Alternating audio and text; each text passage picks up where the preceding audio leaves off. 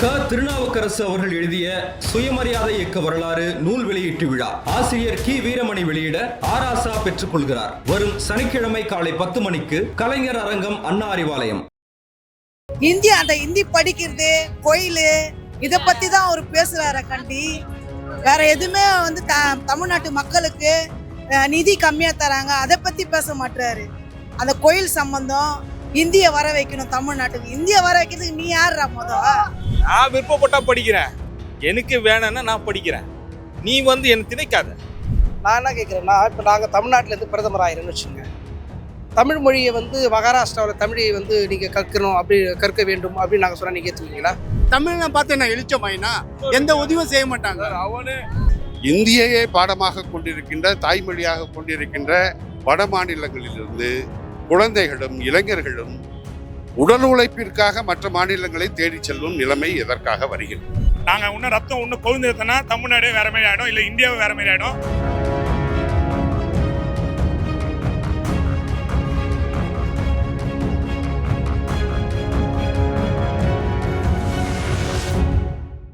South beat நேயர்களுக்கு வணக்கம். நிதி தருவதில் பாரபட்சம், ஒன்றிய பட்ஜெட்டில் புறக்கணிப்பு, மும்மொழி கொள்கை எதிர்ப்பு போன்ற பல காரணிகளை சுட்டிக்காட்டி தமிழ்நாட்டை வஞ்சிக்கிறது பாஜக அரசுன்னு சொல்லி இன்றைக்கு சென்னை ஆட்சியர் அலுவலகம் முன்பாக திமுக கூட்டணி கட்சிகள் ஆர்ப்பாட்டம் நடத்தியிருக்காங்க. வாங்க இதில் கலந்து கொண்டவர்கள் என்ன சொல்றாங்க அப்படின்றத கேட்டு தெரிஞ்சுப்போம். நான் விருப்பப்பட்டா படிக்கிறேன், எனக்கு வேணும்னா நான் படிக்கிறேன், நீ என்ன திணைக்காத. தாய்மொழியில படிச்சாதான் அவன் முழுசா உணர முடியும். ஜப்பான்ல எவனா அவங்க மொழியை தான் படிக்கிறாங்க, சைனால அவங்க மொழியை தான் படிக்கிறாங்க. அதாவது தமிழ் மொழியில் தாய்மொழியில் படித்தாதான் அதனுடைய முழு அர்த்தங்களை நம்ம புரிஞ்சிக்க முடியும். நீ படின்னு அவன் படிக்கிறான், படிச்சுன்னு போட்டோம், எனக்கு விருப்பம் நான் படிக்கிறேன். நான் வடநாட்டுக்கு போகிறேன்னா நான் ஹிந்தி கற்றுக்கிறேன், வடநாட்டிலேருந்து வருவோம் தமிழ்நாட்டில் தமிழ் கற்றுக்கல, எல்லா ஹோட்டல்லையும் பேசுகிறானுங்களே தமிழ், அவன் விருப்பம். தமிழ்நாட்டில் தமிழ் அவசியம். இது மத்திய அரசாங்கம் அவங்களுடைய அஜெண்டா, ஆர்எஸ்எஸ்னுடைய அஜெண்டாவை இங்கே ஒரே நாடு ஒரு மொழி ஒரு இது அந்த ஒரு பெரிய ஒரு இதுல அவங்க பண்ணின்னு இருக்காங்க. அண்ணாமலை அதனா ஒன்று சொல்லிட்டு போனோன்னு போயினாங்கிறாரு. அவர் மக்களுக்கு என்ன பண்ணாரு? அவர் தமிழ்நாட்டை குறை சொல்லணும் இருக்கிறதுக்கு. மழையில எவ்வளோ மக்கள்லாம் தடுமாறி எவ்வளோ அவஸ்தைப்பட்டிருந்தாங்க. முதலமைச்சர் தான் எவ்வளோ ஹெல்ப் பண்ணாங்க. துணை முதல்வர் களத்தில் இறங்கி எவ்வளோ ஹெல்ப் பண்ணாங்க மக்களுக்கு. போய் திருவண்ணாமலையில் ஒரு மலையே இதுவாச்சு, சரிஞ்சு ஒரு குடும்பமே இதுவாச்சு, அங்கே போய் பார்த்தாரா அண்ணாமலை? முதலமைச்சரும் துணை முதலமைச்சரும் தான் போய் பார்த்தாங்க. அந்த இந்தி படிக்கிறது கோயில் இதை பற்றி தான் அவர் பேசுகிறார கண்டி. வேற எதுவுமே தமிழ்நாட்டு மக்களுக்கு நிதி கம்மியாக தராங்க அதை பற்றி பேச மாட்டாரு. அந்த கோயில் சம்பந்தம் இந்திய வர வைக்கணும் தமிழ்நாட்டுக்கு. இந்திய வர வைக்கிறதுக்கு நீ யாருடா நீ யாரு? ஃபர்ஸ்ட் திமுக ஆட்சி அகற்ற வரைக்கும் செருப்பு போட மாட்டேன்னு சொல்லியிருக்காரு. அவன் வாயை தரதால போய் பேசுவான், இப்படி ஜாட்டில அடிப்பாரு. அதை பாட்டு மாதிரி எனக்கு ஞாபகமா வருது. சும்மா ஜோக்கு, வாயை திறந்தாலும் பொய், சும்மா இப்படி அடிக்கிற மாதிரி அடிக்கிறாரு. அது பொய்யான அந்த சவுக்கடி கூட அந்த பொய்யான அவங்களே உற்பத்தி பண்ணுதுன்னு நினைக்கிறாரு. அது வளர்ச்சியா இருக்காது. செருப்பு போட மாட்டேன்னு மறுநாள் ஷூவை போட்டுன்னு ஸ்டேஜ் மேலே ஏறி நின்றுக்கிறான். அவன்லாம் ஒரு ஆள், அவனெல்லாம் மதிக்கவும் மாட்டான். எங்க முதலமைச்சர் மக்கள் அவர் பக்கம் இருக்காங்க. அதான் சொல்றேனே, நெருப்புனா வாய் சுட போகுது, வாயை திறந்தாலே பொய், யாருமே மதிக்கவும் மாட்டான். அவன்லாம் ஒரு ஆளே கிடையாது. நாங்களே சொல்றோம், மக்களாகிய நாங்களே சொல்றோம், ஒரு ஆளே கிடையாது. ஹிந்தி எங்களுக்கு தேவையே இல்லை. நாங்கள் ஹிந்தி கேட்டோமா? ஹிந்தி கொடுங்க, நாங்கள் படிக்க போறோம்னு சொன்னோமா? எங்களுக்கு என்ன மொழி தேவையோ அதுதான் நாங்கள் படிப்போம். நீ யார் சொல்றதுக்கு? நீ இதை வர வைக்கிறதுக்கு நீ யாரு? ஃபர்ஸ்ட் மக்களுக்கு என்ன தேவையோ அதை பண்ணியா? அதை பண்ண மாட்டேன்.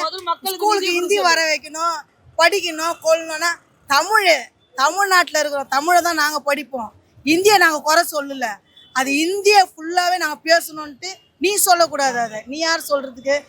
அவன் ஒரு டம்மி பீஸு, காமெடி பீஸுன்னு நாங்கள் நினச்சிருக்கிறோம், அவ்வளோதான். என் குழந்தைய பேத்திய தாத்தா யாருன்னா தளபதியை காட்டுது, மு.க. ஸ்டாலின் அவரை காட்டுது, சரிதுங்களா? அண்ணாமலை யாருன்னு காட்டான், ஆடை தூக்கி காட்டுது. இது மேல என்னத்த பேசுது? இந்தியா முழுவதும் ஹிந்தி தாய்மொழி கிடையாது சார். குஜராத்தி குஜராத்தி ஹிந்தி பேச மாட்டான், ஹிந்தி கற்றுக்க மாட்டான். பீகார் இருக்கு, அதே போல் ராஜஸ்தானி இருக்கான், அவனுக்கு ஒரு மொழி இருக்கு இல்லைங்களா? அப்போ இருக்கப்ப நீ வேணுன்ட்டு திணிக்கிற. குஜராத்துக்கு ஒரு மொழி இருக்கு, ஒரிசாக்கு ஒரியா இருக்கு, அவன் ஹிந்தி பேசவே மாட்டான், ஹிந்தி எழுதவே மாட்டான். படிக்க மாட்டான். அப்போ ஏன் தமிழ்நாட்டுக்காக மட்டும் அவங்க போராடக்கூடாது? தமிழ்நாடு பார்த்து என்ன எழுச்ச வாயினா எந்த உதவியும் செய்ய மாட்டாங்க. இந்தி கற்றுக்கொள்வது என்பது எந்த விதத்திலே ஏழை பிள்ளைகளுக்கு நன்மை பயக்கும் என்பது முதற் கேள்வி. இந்தியை கற்றுக்கொள்வதால் அதில் வளம் கொளிக்கும் என்கின்றதற்கு உத்தரவாதம் ஏதாவது உண்டா?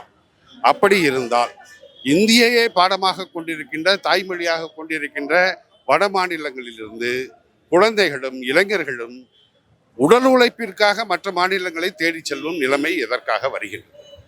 ஆக இந்திக்கும் வழமைக்கும் ஏழ்மைக்கும் சம்பந்தம் என்பது கிடையாது. உண்மையிலேயே தமிழ்நாட்டு மாணவர்கள் இருமொழி கொள்கையால் பயன்பெற்று, அண்ணாவின் தொலைநோக்கு பார்வையால் அவர் கொண்டு வந்த இருமொழி கொள்கையால் பயன்பெற்று இன்றைக்கு உலகெங்கிலும் சென்று கொண்டு வளம் சேர்த்து கொண்டிருக்கின்றார்கள், தமிழகத்திற்கு பெருமை சேர்த்து கொண்டிருக்கின்றார்கள். அந்த வகையிலே இந்த வாதம் என்பது அடிப்படையற்ற ஒரு வாதம். இது உணர்ச்சி வசப்பட்டுள்ள, நம்ம எச்சரிக்கையா இருக்க வேண்டிய காலகட்டம். 1967 போயிருமோன்ற பயத்துல தான் நாங்கள் இங்கே வந்திருக்கோமே ஒழிய, அது இவங்க பயப்பட வேண்டிய தேவையில்லை. தமிழ்நாட்டிற்கு எது நல்லதோ அதை இந்த திராவிட மாடல் ஆட்சி செய்து கொண்டிருக்கின்றது. மொத்தத்தில் பார்த்தீங்கன்னா அண்ணல் அம்பேத்கர் அவர்கள் நமக்கு அருளித்தந்த அரசியல் சட்டத்தை சிதைப்பது, அரசியல் சட்டம் நமக்கு உறுதி செய்து கொடுத்துள்ள கூட்டாட்சி தத்துவத்தை சிதைப்பது என்பதுதான் இன்றைய ஒன்றிய பாஜக அரசின் நோக்கமாக இருக்கின்றது.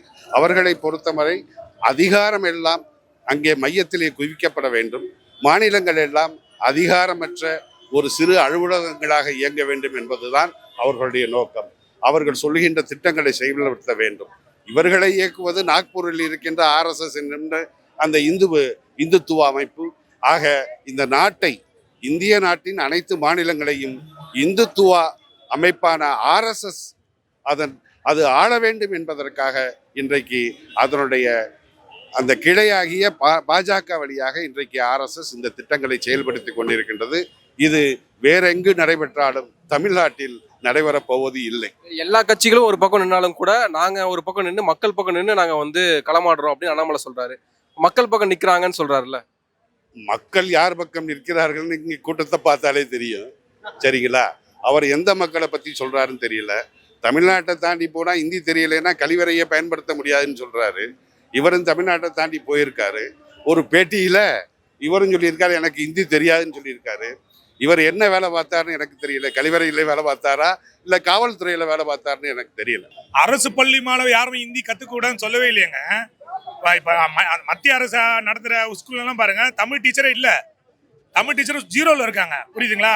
உத்தரப்பிரதேசம், மத்திய பிரதேசலாம் போய் பாருங்க, இன்னும் 10 இயர்ஸ் 15 இயர்ஸ் பேக்கில் தான் இருக்காங்க. பட் அவங்க ஒன்றும் நம்மள மாரி இன்னும் படிப்பு சதவீதத்தில் ஒன்றும் சரிசமமாக கிடையாது. சரிங்களா? எதுவுமே இந்த காலத்துலலாம் ஸ்பாட் நெக்ஸ்ட்ல ஒரு நியூஸ் இருக்கு, எதுவுமே மூடி மறைக்க முடியாது. சும்மா நான் இப்படிதான் பண்றேன் அப்படிதான் பண்றேன்னு. பட் அவர் அந்த அமைச்சர் சொன்னது தப்பு, இனிமே பேசக்கூடாது, இதை லாஸ்டா நிப்பாட்டிக்கணும். அதனால கரெக்டாக யாரையும் திணிக்காதீங்க. எங்களுக்கு என்ன லாங்குவேஜ் படிக்கணும்னு எனக்கு தெரியும். இப்போ ஃப்ரெஞ்சு லாங்குவேஜ் இருக்குது, ஃப்ரெஞ்சை நாங்கள் படிக்கிறோம். ஏன்னா நம்ம தமிழ்நாட்டு மக்கள்லாம் ஃப்ரெஞ்சில் தான் இருக்காங்க, எல்லாம் படிக்கிறாங்க. இப்போ ஃப்ரான்ஸ் என்ன போனோம் படிக்க சொல்லியா, படிச்சு தான் இருக்கோம். பட் இவங்க திணிக்கிறத நாங்கள் எங்களால் ஏற்றுக்க முடியாது. நாங்கள் இன்னும் ரத்தம் இன்னும் கொழுந்துனா தமிழ்நாடே வேற மாதிரி ஆகிடும், இல்லை இந்தியாவே வேற மாதிரி ஆகிடும். தமிழ்நாட்டில் தான் அவர்கள் அடியெடுத்து வைப்பதற்கு பல்வேறு முயற்சிகளை மேற்கொள்கிறார்கள்.